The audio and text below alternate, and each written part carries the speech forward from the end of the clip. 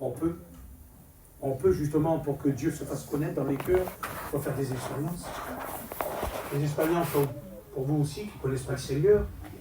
Ça, Dieu va se manifester. Je le dis toujours, moi, Jésus n'est pas venu, Dieu n'est pas toujours pour les chrétiens. Il a dit, je suis venu sauver, moi, celui qui était perdu.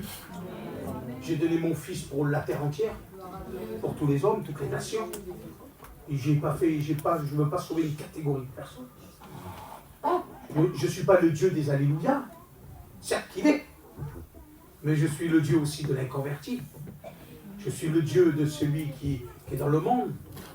Eh oui, parce que si tu vis, toi, aujourd'hui, si tu respires, c'est grâce à Dieu. Amen. Toi, tu n'en veux pas, mais Dieu te donne l'oxygène. Mais toi, tu n'en veux pas, et tu ne sais pas. Et tu ne sais pas, Dieu est créateur de toutes choses. Amen. Dieu est créateur de tout. C'est lui qui donne la vie. On l'a écouté, c'est lui qui donne la paix, il donne la joie. Alléluia. Et quelle grâce, quel bonheur. Et le frère, il a parlé de la barque, et ça réjouit mon cœur. Parce que il y en a qui veulent que dans les belles réunions, ou dans de bonnes réunions, certes que c'est bon, ça fait du bien, il faut. Ou alors dans un bon, je dis toujours, j'ai la liberté de vous dire les mots, dans un bon séminaire, c'est bon, dans un avion en Israël, avec une bonne guitare, un esprit, que c'est bon. Il n'y a pas plus beau. Il n'y a pas plus beau quand on part nous en mission, quand on est 100 campines ou 150 campines, c'est arrivé 300 campines. Donc on roule, alors on a un petit peu les frissons, vous savez, là, on se régale, c'est beau, on est heureux, on regarde le rétroviseur, on voit toutes les campines, on est heureux, on est content, on est bien, on dit Seigneur, quelle grâce, quelle paix, quelle joie, je m'en vais en mission. Et quelle grâce, que j'aurais voulu être dans la barque. J'aurais voulu être dans la barque. Je vous le dis, que j'aurais voulu être dans la barque. Tu dis, Henri, c'est pas possible. Si, j'aurais voulu être dans la barque. Parce que dans la barque, il y avait Jésus. Amen. On peut être en mission sans Jésus. Tu peux être chez toi sans Jésus. Et Jésus il te dit dans la barque. Quelle grâce. Quel privilège. Quel privilège que Jésus s'est arrêté. Jésus s'est arrêté encore sur eux. Mais il dormait, mais il s'est réveillé. Vous savez pourquoi? Les disciples, ils le connaissaient. C'était des personnes, eux, ces disciples-là, pas parce que c'était des serviteurs de Dieu, certes, mais ils avaient disciple, le mot disciple veut dire suivre Jésus, faire sa volonté, le suivre, tout simplement. Ils étaient là en train de le suivre parce qu'ils avaient rejeté. Ils avaient rejeté quelque chose pour que la parole de Dieu, elle croisse et elle se développe dans leur cœur. Ils avaient rejeté la méchanceté. L'apôtre Pierre dira, je crois que c'est 1 Pierre 2, il dira, rejetant toute méchanceté, toute dissimulation. On va le lire, vous allez voir, ça va être plus simple. Et là, ces disciples-là, ils étaient là, et quelle grâce de connaître Jésus dans les moments, les lieux de difficulté, rejetant toute méchanceté, toute la dissimulation, l'envie, la médisance, désirez comme des enfants nouveau-nés, un développement spirituel, si vous voulez, pour que vous croissiez pour le salut. Ça veut dire que là, ça précise qu'il faut éliminer dans nos vies des choses pour que la parole prenne racine. Il faut éliminer certaines choses pour que la parole prenne racine et qu'elle se développe en nous. Si ça ne marche pas, c'est parce que tu n'as pas rejeté. Pierre il dit ici, ça ne marche pas parce que tu n'as pas rejeté, parce qu'il reste quelque chose encore. Je peux le dire, frère. C'est l'apôtre qui dit. Je ne veux pas, moi, quand je vais m'en aller, je vais me trouver devant Pierre. Il va me dire, Harry, je n'ai pas écrit ça, moi. Tu as dit n'importe quoi. La ruse. Il dit, la ruse. La méchanceté et la dissimulation. Les disciples dans la barque, ils n'ont rien dissimulé. Ils avaient des cœurs vrais. Seigneur, sauve-nous. Vous êtes mes disciples, vous êtes mes serviteurs. Sauve-nous. C'est vrai qu'il manquait la foi, mais dans la tempête, ça arrive qu'il nous manque de la foi. Dans une souffrance, une maladie, ça arrive qu'il nous manque de la foi. Dans une maladie, ça arrive qu'on abaisse les bras, qu'il n'y a plus de foi. Ça arrive dans un foyer de serviteurs de Dieu, qu'aussi il n'y a plus de foi. Ça arrive par les coups. Ça arrive parce que l'ennemi, il vient et il veut semer dans la parole ce qui n'est pas pas la gloire de Dieu livrée. Et livrée, c'est une ressemblance à la parole. Livrée, c'est ressemble au blé. Et la ressemblance qu'il y a, et on le reconnaît parce que le blé, il est courbé par le poids, par le grain. Livré, il n'y a rien. Mais quand même, il prend racine dans la parole. C'est pour ça qu'il dira, non, nous, vous, allez pas l'enlever. On ne peut pas l'arracher, nous. On ne peut rien faire pour toi. Nous, même serviteurs de Dieu, on ne peut rien faire pour toi. Laissez croiser, dira Jésus. Moi, je peux. Parce que moi, je scrute les cœurs et les reins. Moi, je peux aller dans la profondeur de la personne. Je peux aller dans la profondeur de l'âme. Je peux aller trier ce qui n'y est pas bon. Je peux aller enlever la mauvaise racine que l'ennemi a semée. Parce que s'il y a du trouble dans un cœur, c'est pas parce que tu n'as pas reçu la paye. Comprends-le. C'est pas parce qu'on t'a arrêté les remis pendant 2 mois. Tu n'as pas reçu tes allocations. Non mais c'est vrai, c'est sincère ce que je vous dis. Je suis en train de prêcher ce qu'on vit. Hein. Parce que vous ne pouvez pas vivre, je ne peux pas vivre comme il y a 3 000 ans en arrière avec des galettes et des sandales, comprenez-le. Vous le comprenez très bien. Amen. Sans bourse, sans argent, qui c'est qui va partir sans bourse et sans argent à l'aventure? Vous avez très bien compris qu'aujourd'hui on est au 3e millénaire. Il y a eu une évolution depuis le temps, mais Jésus nous a prévenus. La parole de Dieu n'a pas changé, elle. T'as compris qu'on ne peut pas marcher avec Dieu avec des sandales et juste une galette de pain, non? Mais c'est pas pour ça qu'arrive tout cela. C'est pas pour ça que la foi, ou alors l'ennemi vient parce qu'il a semé quelque chose dans le bon, dans la parole de Dieu. La sœur, elle a dit que la semaine dernière, elle s'est réjouie, je crois. Elle s'est réjouie, la sœur. Pas où elle est. Elle est là, elle s'est réjouie. Tu t'es réjoui. Mais si tu fais un peu le bilan de ta vie toute la semaine, tu verras ce qu'il est rentré dans ton cœur. C'est pas parce que tu as eu le manque de sous, c'est parce qu'il y a un ennemi qui vient semer, la Bible dit. Il vient semer dans la nuit. Vous savez pourquoi dans la nuit? Parce que vous ne priez plus, parce que vous ne veillez plus. C'est la Bible qui le dit, c'est l'apôtre Paul. Pourquoi dans la nuit? Dans la nuit, lui, c'est un malin, c'est un rusé. Moi, avant, vous savez, il y en a qui sont volés, là. Ben, avant, tu avais dans la nuit. Dans la journée, on n'allait pas, on avait trash, oui. Les clistés, les gadgets, là-bas. Dans la nuit, c'est la nuit. C'est sombre, c'est ténébreux. Et là, on peut frapper, là, on peut faire quelque chose, on fait des dégâts. Eh bien, l'ennemi, il est comme cela. L'ennemi, vous savez pourquoi? Parce que l'ennemi, devant la lumière, il ne peut pas. L'ennemi, là où il y a la lumière, il ne peut pas. C'est pas possible. C'est pas possible. Il n'aime pas la lumière, il n'aime pas la clarté, la parole de Dieu. Il faut qu'il vienne dans la nuit. Mais souvent, il y en a que dans la nuit, les lampes s'éteignent. Il y en a souvent dans la nuit que leurs lampes se sont éteintes. Pourtant, ils ont reçu une bonne parole, une bonne semence dans leur cœur. Et l'ennemi vient là, il met le doute et le trouble. Il est en train de troubler des vies, des cœurs. Et cependant, Dieu est ici au milieu de nous. Dans Jérémie 2, au verset 32, il dira, mon peuple, ma jeune fille, n'a plus la ceinture. Mon peuple m'a oublié. On est bien le peuple de Dieu, nous.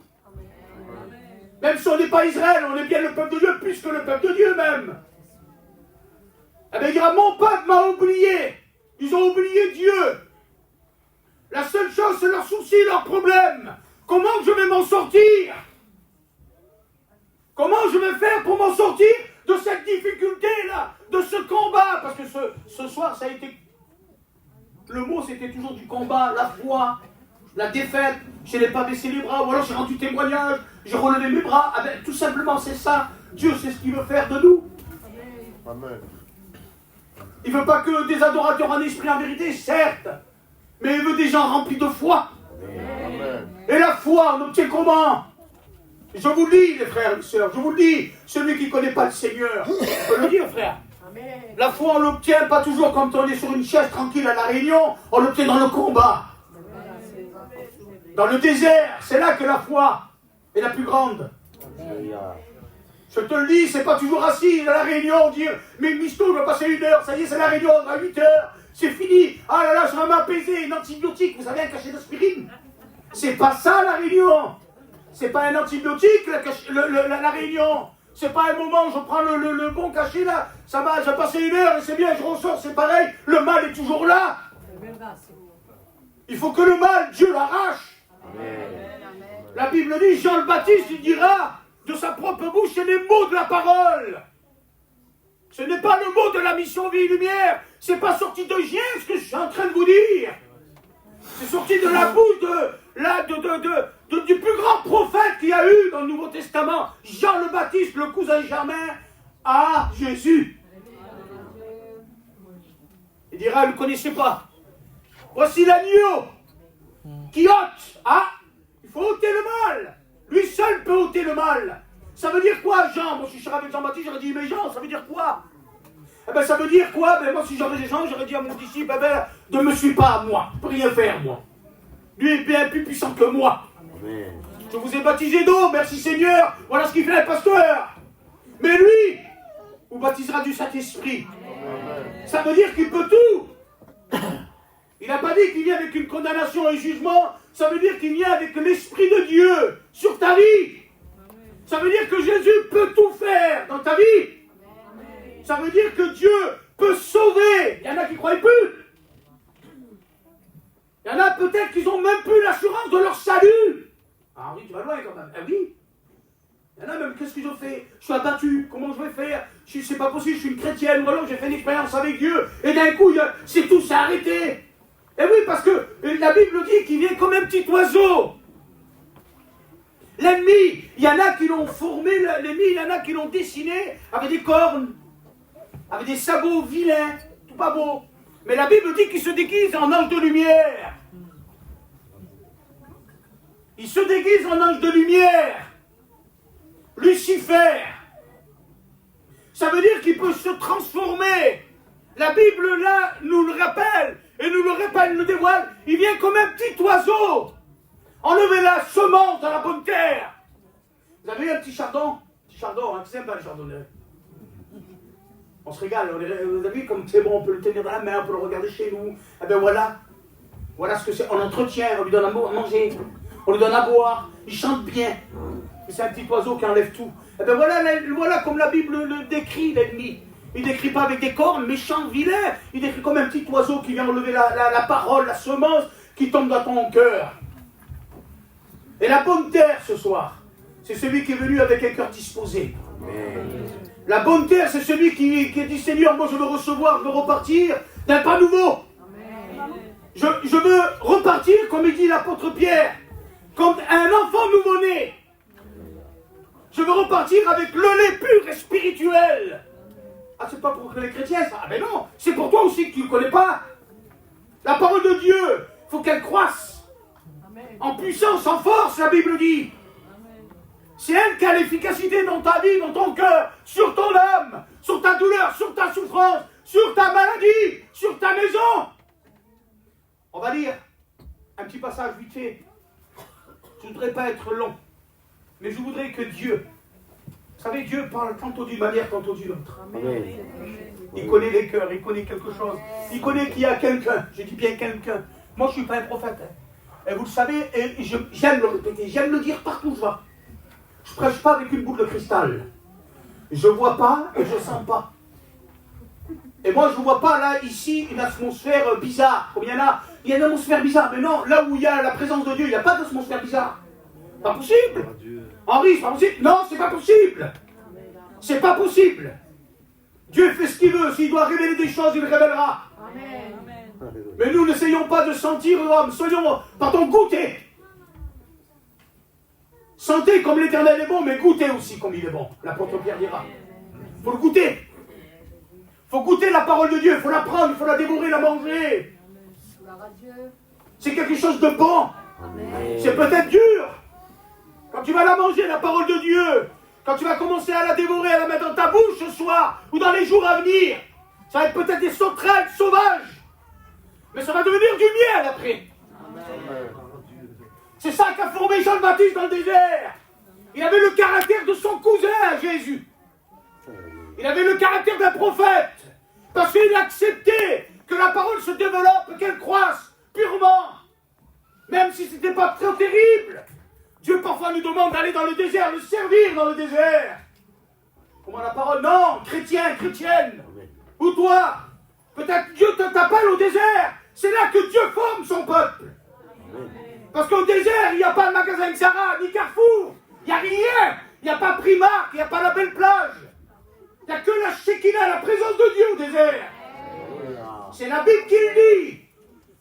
C'était la journée, la nuit, c'était des flammes de feu qui descendaient du ciel. Ça alimentait, Seigneur, le camp. Il faut que Dieu alimente nos maisons, nos foyers. Par la puissance de Dieu, par la Shekinah.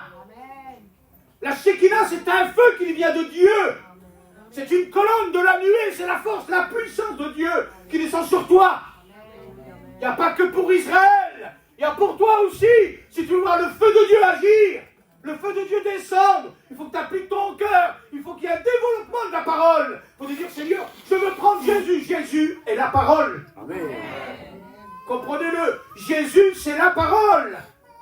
Il faut que tu acceptes Jésus dans ton cœur pour qu'il y ait un avancement, pour qu'il y ait une bénédiction, pour que tu arrives à toucher quelque chose, une bénédiction. Arrête de toucher la douleur, arrête de toucher la maladie. La Bible dira comme cela dans Ésaïe 59, il ira, je vais dire, on peut le dire parce que des fois on va dire, Souley, il a pris une histoire comme ça, c'est pas vrai. Ah oui, il faut, les Béréens, ils avaient la parole de Dieu, consultaient tout ce que les serviteurs de Dieu qui passaient dans leur pays là, ils consultaient la parole de Dieu parce qu'il y avait tellement de faussetés. Ça avait tellement de la crème Nivea. Il y en a beaucoup de ça. Mais non, mais la Bible, c'est pas une crème Nivea. Je vous le dis. C'est un baume. C'est un baume qui vient du ciel. C'est une pommade que Dieu a fait. Écoutez voir, Ésaïe 59. Si je le retrouve. Voilà. Allez voir ce qu'il dit. C'est pourquoi l'arrêt de la délivrance est loin de nous. Ésaïe 59, verset 9. C'est pourquoi l'arrêt de la délivrance s'est arrêté et loin de nous. Et le salut ne nous atteint pas. La délivrance, elle était loin d'eux. Elle est peut-être loin de toi. Là, c'est pour Israël, mais c'est peut-être pour toi. Le salut ne nous atteint pas. Ça fait moins de maintes fois que je m'approche de Dieu, que je n'ai pas reçu quelque chose qui peut délier mon cœur, qui peut délier ma vie, mon âme. Et je n'ai pas encore reçu le salut du ciel. C'est loin de moi, mais pourquoi? Il faut se demander des pourquoi. Il y a toujours un pourquoi. Il faut toujours interpeller Dieu, dire pourquoi, Seigneur? Pourquoi la délivrance est loin de moi? Pourquoi le salut, je n'arrive pas à l'atteindre? Et ils ont demandé, et Dieu a donné des réponses. Et là, ils ont eu quelque chose dans leur cœur. Et là, ils commençaient à rejeter. Et là, ils rejetaient la ruse. Et là, ils rejetaient la méchanceté, la dissimulation. Et regardez ce qu'ils disent. Ils avouent tout devant Dieu. Ils avouent tout devant Dieu. Mais ça va être une bénédiction. Celui qui avoue et qui délaisse obtient la grâce et la miséricorde. Mais celui qui cache, la Bible dit, ne prospère pas. Vous avez très bien compris. Regardez voir. Une fois que ça y est, ils comprennent. Nous attendons la lumière et voici les ténèbres. La clarté, nous marchons dans l'obscurité. Nous tâtonnons comme des aveugles. Le long d'un mur, nous tâtonnons comme ceux qui n'ont point de yeux. Nous chancelons à midi, comme de nuit. Même la journée, ils étaient en train de chanceler. Ils n'arrivaient pas à trouver la délivrance. Ils n'arrivaient pas à trouver le salut. Parce qu'ils n'avaient pas rejeté encore la ruse. Ils avaient encore la dissimulation dans leur cœur. Dieu ne peut pas travailler comme cela. Parce que Dieu peut tout. Dieu est créateur. Mais on a un Dieu poli. Si tu ne lui dis pas entrer, si tu ne lui dis pas viens, il ne rentrera pas. On a un Dieu d'ordre, poli. Il peut tout, mais c'est impossible. C'est pas pour moi, on n'est pas comme ça. Écoute voir ce qu'elle dit la Bible. Nous tâtonnons comme des aveugles. Nous chancelons à midi comme de nuit. Au milieu de l'abondance, nous ressemblons. Tu peux le dire le mot, frère. Tu es obligé de le dire. C'est la Bible, c'est marqué dans les Écritures. Et je ne veux pas avoir de compte à rendre. Et nous, c'est terrible. Au milieu de l'abondance, nous ressemblons au milieu de l'abondance. Là où il y a des bonnes réunions, là où il y a la présence de Dieu, là où il y a des bons séminaires, là où il y a des pasteurs, là où il y a des foyers chrétiens qui nous ouvrent les portes, nous ressemblons à des morts, ils diront. Ils étaient morts spirituellement. Voilà leur vie. Écoutez voir, ça va plus loin. Nous gémissons comme des colombes. Nous attendons la délivrance et elle n'est pas là. Le salut, il est loin de nous. Car nos transgressions sont nombreuses devant toi. Et nos péchés témoignent contre nous. Il faut que le péché cesse d'être toujours devant Dieu, de dire, t'as vu, l'intel, il est comme ça, lui, il est comme ça, lui, il est comme ça. Toi seul peux arrêter le péché de parler contre toi. Tu peux arrêter le mal, la transgression de l'ennemi qui est en train de parler, de te détruire. Le péché est en train de parler pour eux, de témoigner pour eux. Non, il faut que ce soit Jésus qui témoigne de toi. Rappelez-vous, Job, dans la difficulté, dans le problème, il n'y a pas eu un homme comme Job. C'est dur peut-être ce soir, ce que je suis en train de vous dire. Où je voudrais vous amener. Job, il souffrait. La Bible dit que Job, c'était un homme qui a souffert. Il n'y a pas eu un homme qui a souffert comme lui. Parce que souvent, on veut ressembler à un tel dans la Bible. Je voudrais être comme lui, moi. Ouais, mais tu ne sais pas par où il est passé. Eh oui, c'est facile de dire, je voudrais être comme l'apôtre, moi comme Job, ah là là, comme Moïse. Oui, mais tu ne sais pas dans l'épreuve où il est passé avant de devenir comme cela. Parce qu'il est devenu, parce que lui, il a rejeté. Si on rejette, on peut devenir ressembler à ces hommes-là, ces femmes-là. Si tu ne rejettes pas, si tu dis c'est nul, c'est à la ruse, la méchanceté, mais c'est pas possible, Henri. La méchanceté, la ruse, oui, la ruse et la méchanceté ne viennent pas de l'homme, ni de Dieu, ça vient de l'ennemi. La Bible appelle le rusé, le méchant, le dissimulateur, celui qui dissimule. Il faut tout rejeter ça et recevoir la parole de Dieu qui va arriver au développement dans ta vie. Et tu vas croisser pour le salut, la Bible dit. Parce que Dieu cherche des hommes et des femmes pour le salut. Amen. Pas toujours pour prêcher derrière, là. Pour le salut. Jésus n'est pas mort en vain. Jésus est mort ressuscité.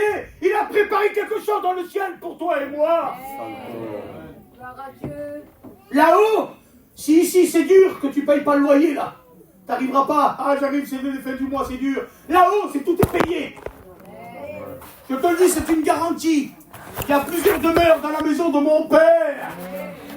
Il y a plusieurs demeures, une demeure qu'on ne prend pas conscience aujourd'hui ici-bas.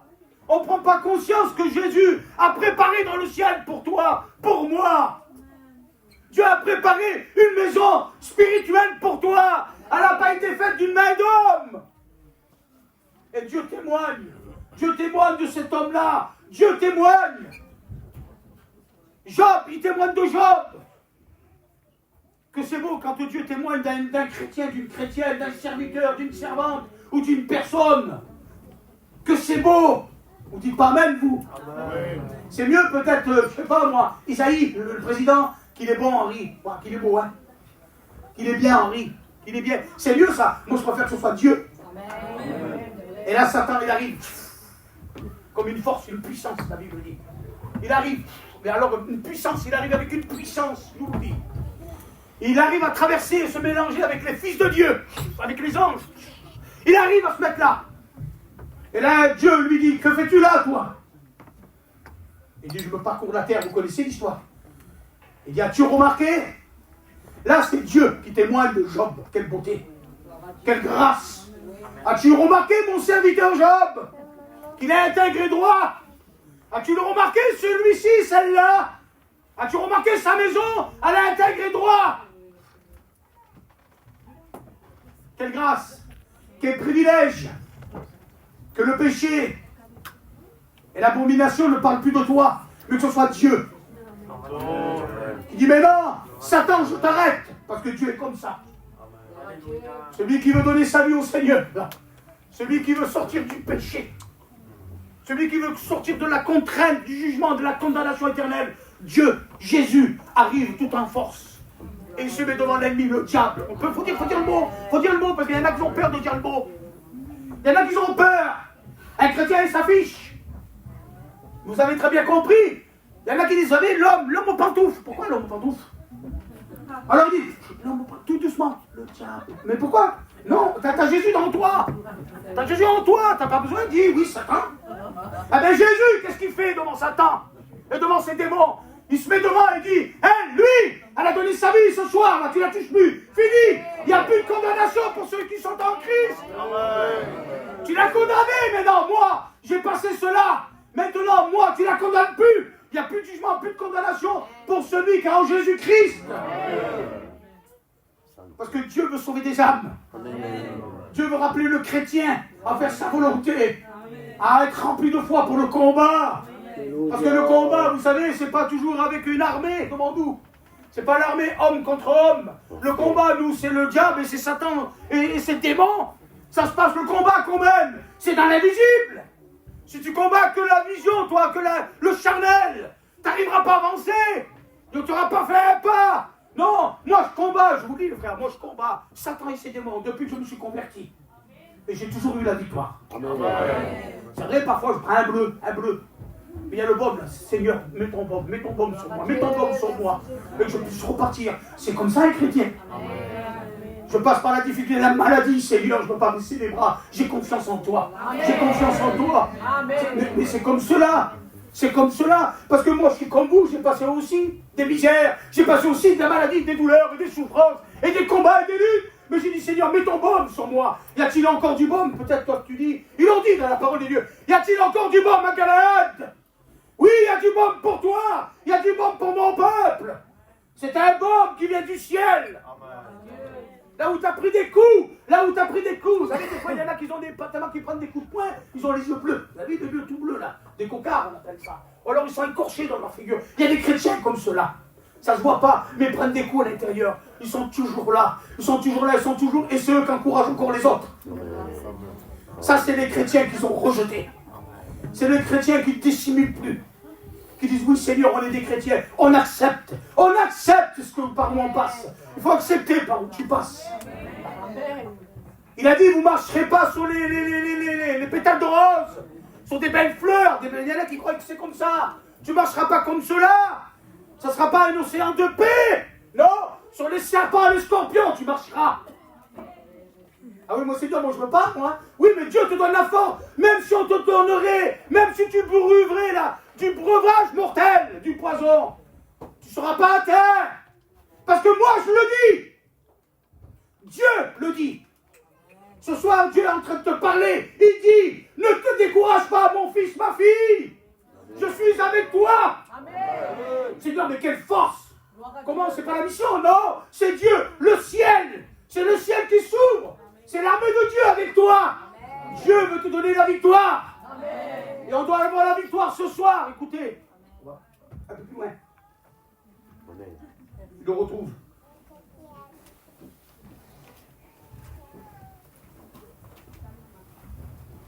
Le jonc. Ah oui, si je ne vous dis pas la référence, ça ne sert à rien. Ah oui. Job 8, verset 11. Le jonc, croit-il sans marée? Le roseau, croit-il sans humidité? Encore vert, et sans qu'on le coupe, il sèche plus vite que toutes les herbes. Eh bien, ça veut dire tout simplement que même si tu es dans une réunion, toi, si tu es dans la marée, la nudité de la parole, si tu es dans la marée de l'évangile, eh bien, aussitôt tu peux être coupé. Ah oui, c'est pas possible. Comment alors? Eh oui, je vais t'expliquer pourquoi. Regardez ce qu'il est marqué plus bas. Ainsi arrive-t-il à tous ceux qui oublient Dieu. Ça veut dire que là, tu te réjouis. Amen, gloire à Dieu. C'est vrai ce qu'il dit, ça me fait du bien. Dès que tu as sorti là, ils oublient Dieu. Bon, alors ces personnes-là, même s'ils sont dans la marée, dans l'humidité, même s'ils croissent plus que les autres herbes, ils seront coupés d'un coup plus vite que les autres même. Parce qu'il n'y a pas Jésus, il ne laisse pas la place à Dieu. Ainsi en est-il de ceux qui m'oublient. Tu as peut-être oublié Dieu, ce qu'il a fait dans ta vie. Tu as peut-être oublié Jésus, le Saint-Esprit, ce qu'il a fait chez toi. Tu es peut-être un jonc comme cela. Tu vas sécher plus vite que l'herbe même. Mais si tu reviens sur ta décision, si tu reviens dans ta décision, regardez voir, et l'espérance périra. Son assurance est brisée pour celui qui oublie Dieu. Il n'a plus d'assurance. Pour celui qui n'a pas Dieu dans son cœur, ni Jésus, il n'a plus d'assurance. Vous avez vu quand on roule sans assurance avec une voiture, quand il y a l'électricité au rond-point, on tremble. On a peur, c'est comme si c'était l'ennemi. Eh bien, quand il n'y a pas d'assurance de la parole, je vous dis, il y en a qui doivent trembler.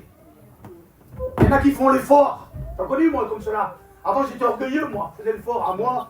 Pas besoin de Dieu. Oui, c'était comme ça, elle était chrétienne. Oh, pas besoin de Dieu, moi. Je suis tatoué, moi, j'ai toujours rare. Ma famille, elle est comme cela. On est comme ça. Ah, mais la famille interne, nous. Pas besoin de Dieu. Et moi, je voyais Dieu tout petit.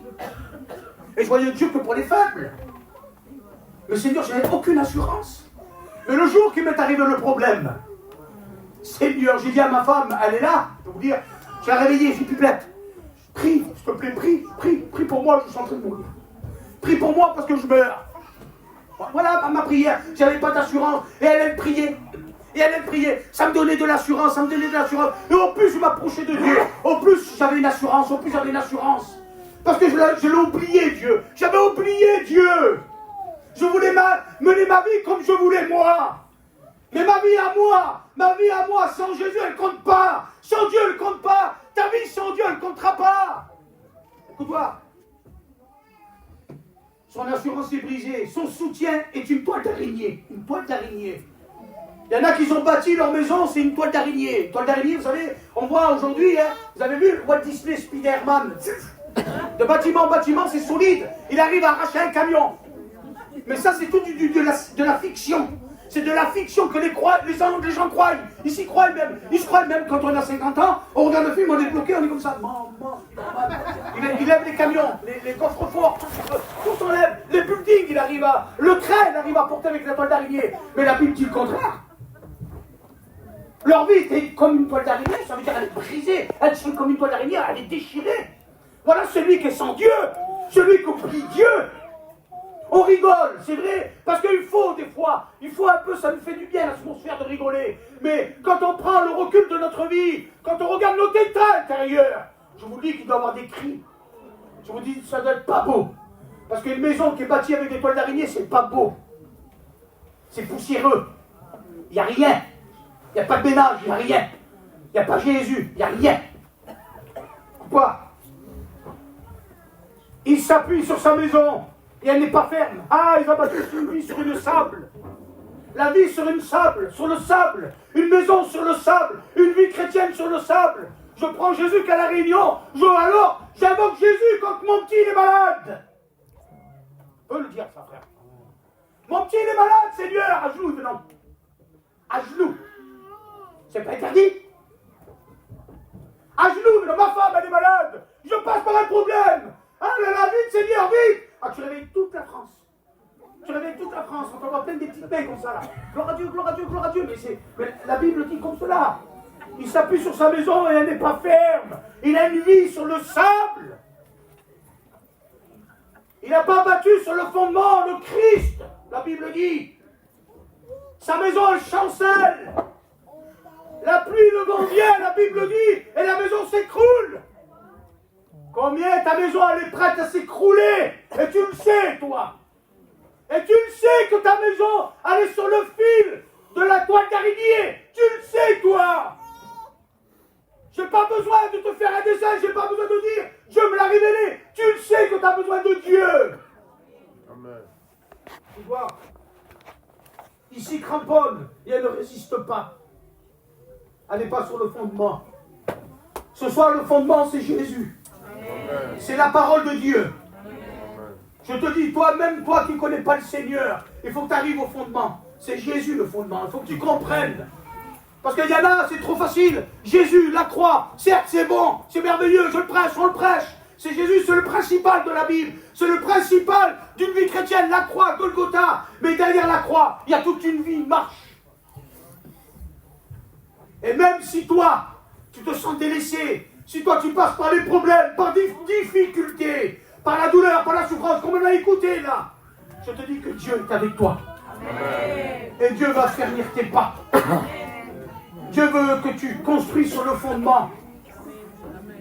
Et ce soir, tu n'as plus qu'à dire, moi, Seigneur, je veux accepter ta parole. Je veux que cette parole, elle croisse. Je veux rejeter, Seigneur. Parce que si je ne suis pas arrivé encore à la maturité spirituelle, Et pourtant, il ne parle que du lait. Hein. Il ne parle pas d'une nourriture solide, super solide, pour ceux qui sont faits simplement le lait. Un enfant nouveau-né, il a besoin du lait de la mère pour grandir, pour prendre des forces. Eh bien, on a besoin du lait du ciel, du lait de l'évangile, de la parole de Dieu, pour tenir ferme et croisser pour le salut. Parce que le salut, c'est important. Le salut, c'est important. Bientôt, on quittera la terre. Ne vous fiez pas à Poutine et à Macron. C'est tout des blabla. Il y en a, oui, l'autre jour, ils avaient des chrétiens qui étaient tourmentés. Des gens même tourmentés, ma famille, qui ne sont pas chrétiens.